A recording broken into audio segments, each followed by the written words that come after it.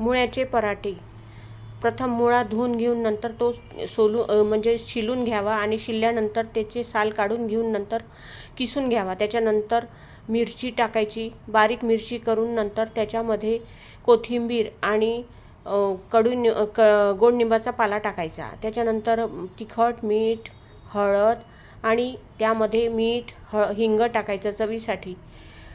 ते झाल्यानंतर एकजीव करून घ्यायचं. नंतर कढईमध्ये गॅसवर कढई ठेवायची आणि ते थोडं वाफून घ्यायचं. वाफल्यानंतर ते थंड झालं की एकीकडे कणिक घ्यायची. एका बाउलमध्ये कणिक घेऊन त्यामध्ये चवीसाठी असं हे टाकायचं आपल्याला, ओवा चांगला रगडून घ्यायचा आणि त्याच्यामध्ये मीठ टाकायचं.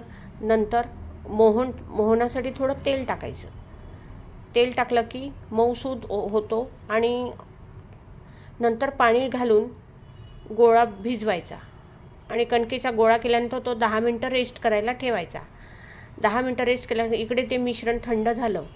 गॅसवरचं मिश्रण थंड झालं की नंतर पारी लाटून त्याच्यामध्ये ते भरायचं मिश्रण आणि नंतर त्याची छान अशी पराठा लाटायचा.